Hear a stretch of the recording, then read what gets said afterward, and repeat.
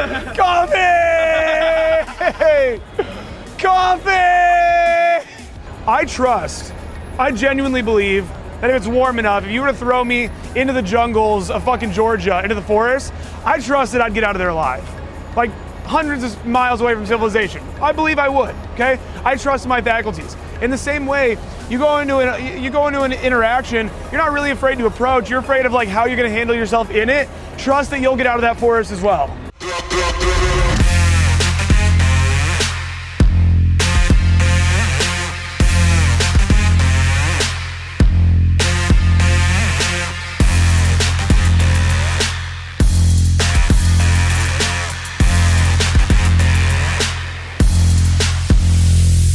As of right now, so you're killing it, okay? You sucked yesterday. You're really good today. Yeah. That's happening. That's real talk. I'm being honest with you. Yeah. Like, and it wasn't so much that you sucked yesterday, it's just that you were way more in your head and you were taking all the rejections so personally, right? Today, I'm watching you when you don't even think we're watching. Like, I'm watching you when you're like down there and I'm like, right? I'm seeing you and you're walking away like smiling. You're just like, yeah, like I fucking did it, which is really, really good. Yesterday you were walking away like looking like distraught, right? I'd look over at you and I was like, this guy's gonna off himself on this boot camp right now. You look very upset. So you're getting over that, which is good. You have to desensitize yourself to this, right? Boot camps are immersion therapy like at its finest, right? Immersion therapy. You're afraid of snakes? I'm gonna throw you in this fucking tub of snakes. You realize they're not gonna kill you, you're good to go. You're not afraid of snakes anymore, right? That's what this is. Yesterday, the rejections hurt so badly. The pickups were very, very difficult for you. Today, you're like you're getting much better, right? And I remember even yesterday and even today when I was talking about, the student that was like, what's the exact things to say to like Polar or whatever. And I'm like, I need you to just have a conversation first. You're getting to that point now. You're touching on girls, which is fucking phenomenal. You're touching on them, you're getting those numbers. Now what we're gonna do is we're gonna talk a little bit more about what I've been talking to him about more, about the sexuality, right? Throwing in that little bit of a vibe, okay? I talked earlier all about how to create that sexual energy even when you're not saying the lines of intent. The only way to build sexual energy is not to just be like, you're very cute, by the way. It's a very powerful way to do it. I first came up with that. I call it the Big Bang of Sexuality because guys were always like, how do you be more man to woman and make sure she knows, like, how do you be more clear about your intentions? And I was like, I always just say it. I always just say like something about like, I want to take you on a date. We should go on a date there sometime. I think you're very cute. You have beautiful eyes, by the way. You're not saying that to a random person, right? So that's where I really came up with that. And then I went deep with you guys earlier about the tonality behind it. I said that when you listen to a lot of my infields, especially in the last, just little while, I'd say, you can see my game advance from my earlier infields to now. And I just sound like I'm being sexually suggestive in everything I'm saying. I explain the difference to you between like, what do you got going on Saturday, right? Which is something I would say to you in that tonality. Not like, so what do you got going on Saturday? You'd be like, the fuck? It's like in the eye movement too. What do you got going on Saturday? What do you got going on? You're like, Aaron's trying to fuck me right now, right? Like that's what the vibe needs to be like when you're talking to the girl. She needs to be like, oh, this guy's not just trying to like get me to come to his fundraiser. Imagine if you were. Imagine if you were trying to get a girl to come to your fundraiser. Just out of curiosity, what are you doing on Saturday? That's like, you see that? You see the difference there? It's getting that sexually suggestive tone into your voice, lowering it. I always talk about, I've been talking to you guys, the last 2 days about how my default is to be fucking wild and crazy like I'm talking to you guys. And when I talk to girls, slow it the fuck down.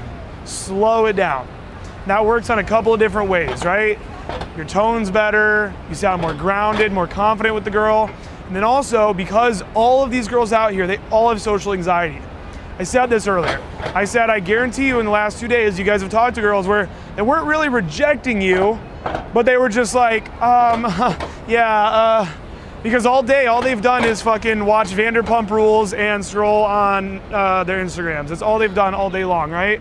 So by going in just a little slower, a little lower tonality, it makes it so that way they don't have to keep up with anyone's energy. You were talking about earlier. You got a minute or two, you got a few little milliseconds to think more about what you want to say. Okay, it's easier on you, it's easier on her. Slowing down that tonality, sexually suggestive tonality in order to kind of create more of that sexual vibe, right? Eye contact, very, very important. The eye movement, like I talked about. Again, just out of curiosity, you know, what are you doing on Saturday night? That's like very friendly, you know, what do you got going on Saturday night? You're doing the face right now, yeah. Right. What do you got going on Saturday night, right? I talked about how chin up a little bit, looking out like the bottom of your eyes a little bit, right? Even if they're like, you're like slightly taller than me or like we're the same height, it doesn't have to be a girl shorter than you to look down on her, right? And he's sort of like, so what do you, yeah, I mean, well, why'd you decide to do that? What do you do on the weekends? You just get wasted pretty much the whole weekend? No, I fucking, I do this, that, you know, start qualifying themselves to you, right?